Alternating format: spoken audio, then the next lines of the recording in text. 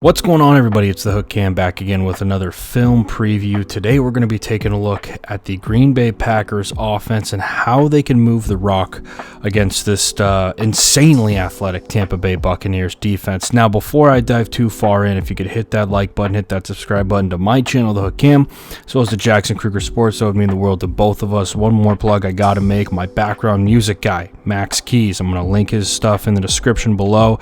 Check out his channel. If you're a YouTuber and you want some background music, he'd be happy to make it for you. Outstanding person. I watch UFC with him every Saturday, and great dude. Happy to do work with him. So with all that being said, let's dive into some Packers versus Bucks preview, prediction, and how I think the Packers are going to go about attacking this Tampa Bay defense. Now, first things first, when we look at the film from earlier in the season when the Packers played the Bucks, first two drives, not bad at all. They moved the rock. They looked good. But it was kind of that efficiency that was a little worrisome, right? It was that, okay, because the Packers originally got off to a 3rd and 10. Rodgers kind of scrambled a little bit, back broke free. Devin White messed up on his coverage, and they took off for like 20 yards on a first down, and that really kick-started their drive.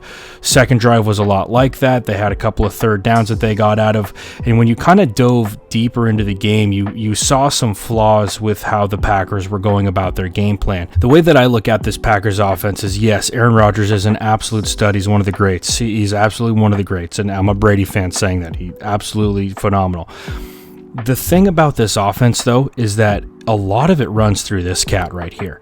And when this dude's not playing at his best and he's not going, this offense doesn't click. It doesn't flow. And that's what happened the first time they played the Bucks. And we're going to look at some of their wide zone stuff here, their toss, right? They run it like wide zone. They just toss out. What I noticed is that the Buccaneers were outstanding on the edges of their defense, right? Shaquille Barrett, Jason Pierre-Paul, outstanding football players. You got Nottingham to deal with on the inside, and then, of course, you've got these two just insanely athletic linebackers to deal with, Lavonte David and Devin White. Two of the fastest linebackers in the league. They can cover sideline to sideline, absolute freaks. Now, when you look at their blocking scheme, what's interesting to me about this, and this haunts them more than once in this game, is that we work these two cats right here, and they're supposed to work up to Devin White, but they don't get there. This is what's interesting to me, is that they aren't targeting him. You can see the back side of this thing. That's who's targeting him, right? This cat right here is trying to work up to Devin White. It's never going to get there, which means that these two guys are targeting here, and then we're working right here, right? Well, he fills to the outside of this thing. Shaquille Barrett's really working into this gap right here. Boom, you can see, right? He's trying to get that outside leverage, but he squeezes this gap right here. Does a great job of it. So Lavonte David pops out here. This backside guard's never going to get to Devin White, and he ends up making this play for like a loss of one, gain of one, whatever. So I think their blocking scheme was a little bit weird when they were running this wide zone against the Tampa Bay Buccaneers. Now, that means one of a couple of things. The Bucs showed them a front that they weren't expecting, or they might have just gotten out physical at the point of attack. To be honest with you, that's one of the two things that could have happened. Now, with this play right here, super interesting, right? We got these two cats really working this combo, these two cats working this combo right here, but Lavonte David works underneath on this thing, which Mercedes Lewis isn't expecting, right? He's expecting him to try and work over the top. He works underneath, puts him at a weird spot. Lavonte David's going to make this play because he's an absolute freak. Also, great play on the edge by 98.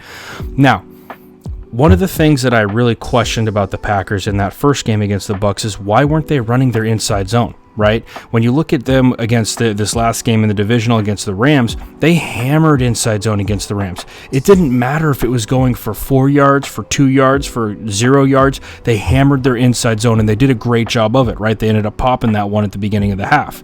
Now, one thing I notice about the Packers, and they've been doing this all year, but what they've been really good at is manipulating backers with it. The same way the Rams use that jet motion, right, to manipulate backers and bump them over a little bit, get them out of gap. The Packers do the same thing. Every team in the NFL does that, right? The Rams just do it way more often.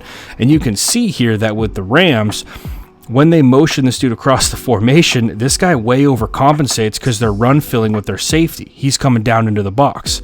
Well, when you do that, you're going to give up like 4 yards every single time just because of how far this dude has to come to make the play. What I think the Packers are going to do this time around against the Bucs is the Bucs are probably going to line up in that same bear front with these two backers right here. But what they have to do is you have to hammer your inside zone. You have to be willing to sacrifice, okay, we're only going to gain 2 or 3 yards, but it's going to set up our play action off of that. And that's something that I think is really important. I do want to point out, though, looking at this divisional game against the Rams, just the difference in the blocking scheme that we see with this. Take a look at our backside guard on this play, right? He's not expected to work up here. Now, part of that's the alignment. I think that if he was right here, maybe he is trying to work up. But since he's over here, right, he's not trying to work up there. We're going to leave that to the play side of this thing over here. We're going to combo, right, these two with this up to this, and then these two with this 3-tech or 4i, up to 41. And that's going to help us out a lot, right? We see that seam that opens up nice and wide right in the middle of this thing. Put your outside foot in the ground, Aaron Jones, and pick me up some tough yardage. That's the kind of stuff that the Packers need to be working on. They can't be, you have to be smarter, I think, with your double teams on the offensive line when it goes with this. Now, something I do want to talk about is this inside zone against this Bear front, because they will see this Sunday against the Tampa Bay Buccaneers. And the Bucs do a really good job of moving around with their nose tackle, right? Moving things around so that the center has to make a decision. Is he going to turn his shoulders in and open up a gap right here? I do want to say as a disclaimer, the way the Rams played the Packers running game and just like, I just absolutely hated it. I hated it. Like, what are you doing with this? They motioned Davante Adams across the field, right? They motion him here, and their backer, look at how far he overcompensates for this. We're going to bump way over to the outside the tackle. You're expecting your safety to come in and fill on this? You're asking this dude to get beat. Great job by Lindsley, staying patient, working up, and this thing's off to the races. The way the Rams played it was ridiculous. I don't think the Bucs will play it that way, and if they do, they're going to lose by 100 points, because you can't do that against the Green Bay Packers with how they run the rock. So, like I said, if I'm the Packers, I'm trying to stick with my inside zone, get my wide zone going, be better with my double teams, and it's going to open up a lot of stuff passing game-wise off of that. Now talking about the Green Bay Packers passing game. Here's what I'm going to do if I'm the Green Bay Packers. If I see corners playing off like this, I'm going to attack it. I'm going to run curls. I'm going to run speed outs. I'm going to make that corner have to bail, and then I'm going to have to hit them underneath with some quick passing game. That's how I'm going to keep this defensive line off of me. That's how we're going to gain easy yardage. You see this stuff right here, and the Packers are so good at doing this, right? You can do this stuff when you have Aaron Rodgers as your quarterback, and he's got an absolute cannon for an arm. The leverage of this defensive back, he's working back, he's in his back pedal, he's turning his hips, he's opening up his hips, he's ready to bail right now. We're going to bend this thing on a speed out, nice and easy, 8 yards, 9 yards, first down, whatever. Now, I know what you're saying. First pick Aaron Rodgers threw was against the exact same thing, right? We see this corner, but look at his leverage. Okay, he opens his hips a little bit. He's in his back pedal. Yeah, he plays this thing really, really well, though. He bid on it. He knew that the Packers were going to do that, because they do this all the time, 100%. So coaching-wise in that game, you're probably telling them, hey, when they go into this, right, when you're playing off like that, Rodgers is definitely, he's going to try and take that. So what do you do to that? Okay, you double move it. That's what you do, and this is the example that I'm going to give you. Okay, Davante Adams is going to work up just like that, speed out, and then he's going to bend this thing upfield.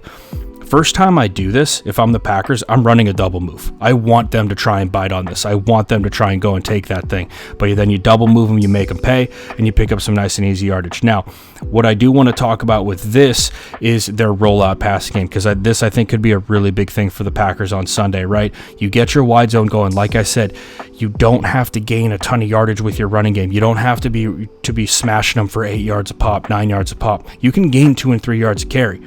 You just have to show that defense that you're not going to shy away from it. That's going to open up guys like Tanyan underneath. That's going to open up Davante Adams coming across the field. It's going to open up so much in your passing game. The better that you could run the rock, or the more that you can make that defense think, hey, they're staying loyal to their running game, right? Now, the other thing the Bucs are going to do is they're going to drop into cover 3, just like the Rams do right here, okay?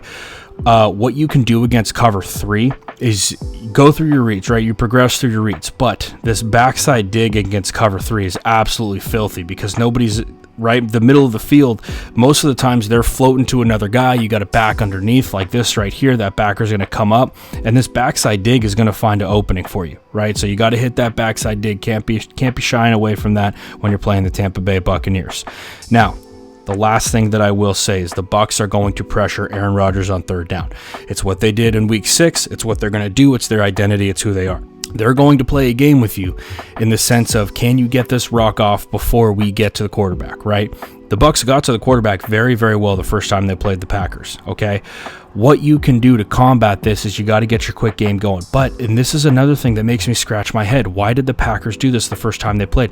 There's no tight sets. There's no bunch sets. There's no ways for you to naturally get corners off, right? The other thing these corners did is they didn't jam anybody off the line of scrimmage. They let them get off of their route. They let them get off of the line of scrimmage clean, and they played secondary to it, right? So in the sense, with Devontae Adams, you try to jam him, he's going to make that first move, make you miss, and then he's going to get upfield and gain yardage. With this right here, he's letting him make that first jab step. That's fine. I'm going to shadow you the whole way and make a play on it, which is exactly what happened.